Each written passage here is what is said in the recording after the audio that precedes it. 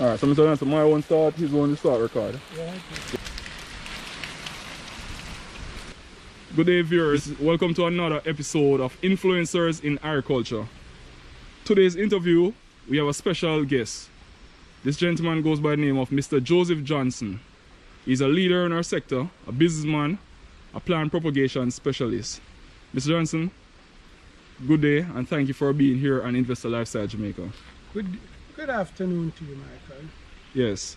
Mr. Johnson, the first question, how long have you been in the field of agriculture? I have been involved in the field of agriculture for over 47 years. Over 47 years I've been involved in the field of agriculture. Okay. Well, that's a long time on. Very good. Yes, investing in cash crop versus orchard, because I understand you have a nursery that contains mostly fruit tree crops.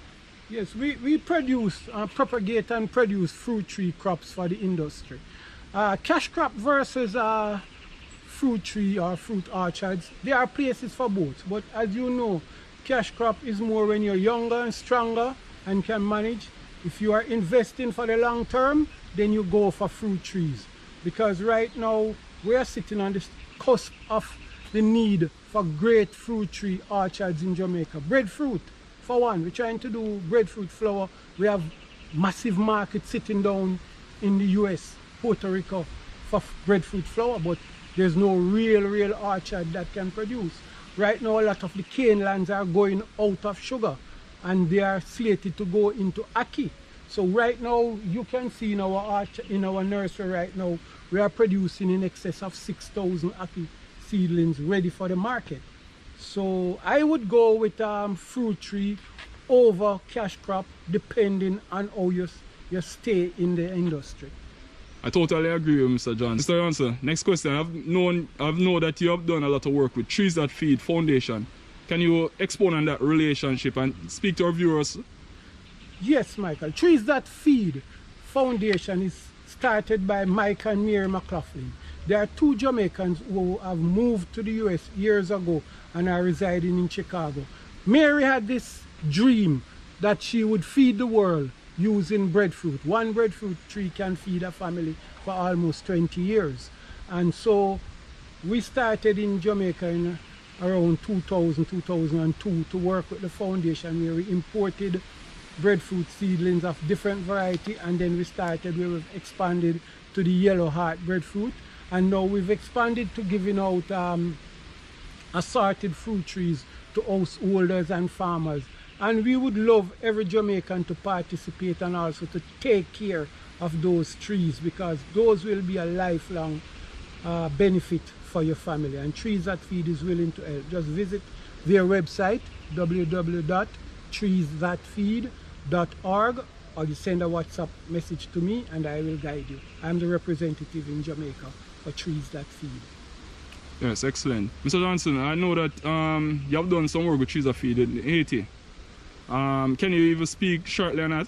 Yes, well, Trees That Feed, we have a lot of work going in Haiti, because, you know, hunger is more predominant in Haiti than even in Jamaica. And we have produced plants here in Jamaica, pomegranate, breadfruit, and we've shipped them by ear to Haiti, where they are taken over by the Catholic and then distributed. That was the extent of our work, but Trees That Feed continue to feed by producing breadfruit flour for porridge for children in schools in Haiti. Okay. You have one of the largest plant nursery in Jamaica. How can persons reach out to you for business or any consultation? Well, we are sitting on the Denby Showground, as you know. At peak, we might be able to carry about 65,000 fruit trees assorted. We do a whole range up to about 16 different varieties of fruit trees. And what I can be reached quite easily by a WhatsApp message to 876-816-8627. You can get benefit as listed before under the Trees That Feed, because what Trees That Feed does, they award you a certificate and you come here and cash the certificate for trees. And so anyone who wants their fruit tree, we also dabble a bit in exotic fruit trees, not a large amount, but you know, grafting, and so we produce some fruit trees by grafting. Okay, thank you very much. Can you speak to us on the basis of landscaping and horticulture? Because I know that you're a grower in that area as well. Well, landscaping and horticulture was one of my forte. I always looked up to Mr. Ruddy Daly, and so as the chief in that area. I used to specialize in lawns, setting lawns. I did a lot of that in the early 2000s, but I have sort of pulled back a bit. I tried to give it over to my son, but he does some, and we still will advise you and do some work and that. But for landscaping and so forth, that's the extent right now. We used to bring in plants from Miami and add to the repertoire, but we now concentrate mainly on fruit trees.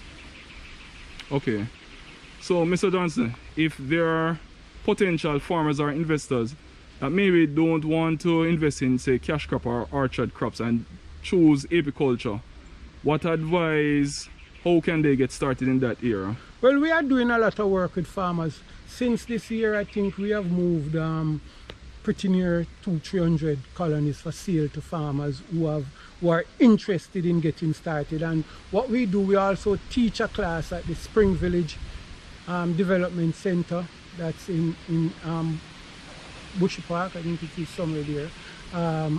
And you know, farmers, I will always advise them. A lot of people jump off and want to jump off big, but I'll say to them, grow. Start medium size, buy a 20 colonies or buy a 15 and grow with it. As you learn, you grow. It is something that you will get a lot of enjoyment and benefit from. And as I always say, if the product is properly harvested, it won't spoil, right? So apiculture right now has a bright future, and as we are in, it is taking off also because we supply bees and we supply equipment also to the industry. Very good. Mr. Johnson, finally, before we close off, I know that you have a special role, and your contribution has spanned almost 50 years in the agriculture sector. And your role with the youths in agriculture, can you, give us a little story, or even, share something with us of your role and your legacy working with the youths? Well, Michael, I think my legacy goes all the way back. My first real contact with youth in agriculture was at Veer Technical in 1978.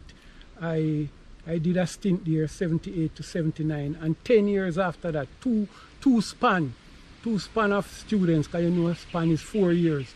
Student people would tell me that they remembered clearly when I was teaching them. Even Merlin Atti, when I saw her years after, she could still wave to me. I remember that's my teacher.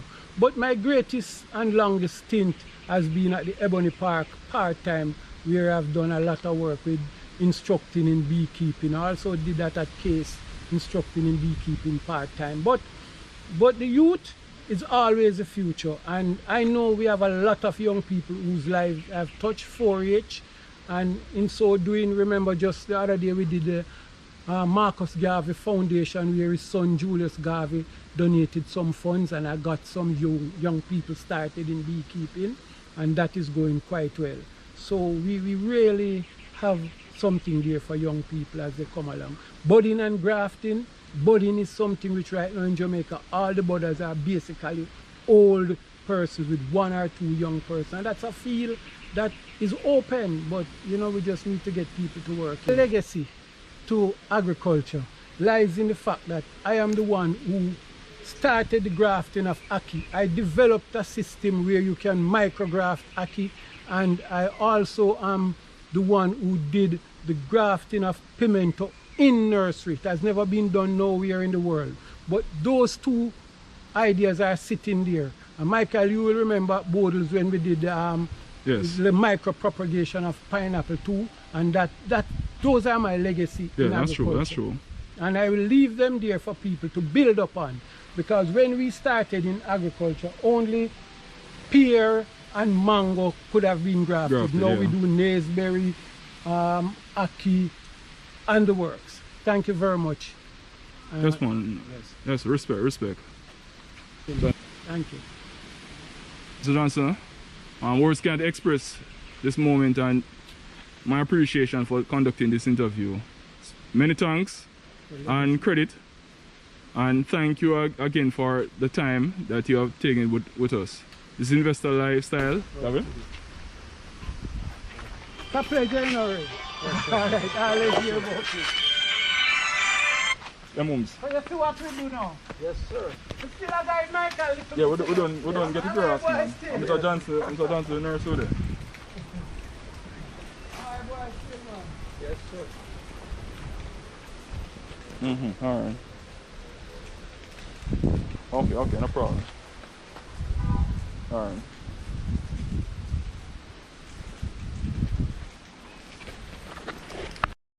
I'm glad you actually catch me doing some work. Yeah, that's true. I'm a paper farmer. Yeah, our book farmer. Paper book farmer. Me you always talk about that, you know. You got first year. Alright, thank you, man. Me don't wonder. I'm not put on no dress up or no. No, you know, say, I look, me looking at camera and I said, "Ton." You just in a farmer field, Yeah, man. No stress, no stress, on a good life, you know. you can't just stay in that field better. I just want some bees, you just in my side. Thanks for watching Investor Lifestyle Jamaica. I had the privilege of working alongside with Mr. Johnson in the Research and Development Division at the Bowles Research Station in the Ministry of Agriculture. This great man is one to emulate as an entrepreneur. Thanks to my supporters worldwide again for the tremendous support, and continue to watch my program as we discuss the business of agriculture, the business of real estate, the business of health, the business of wealth and family. One love, stay blessed, stay woke. See you again. Before you go, like, comment, share, subscribe. Continue to subscribe.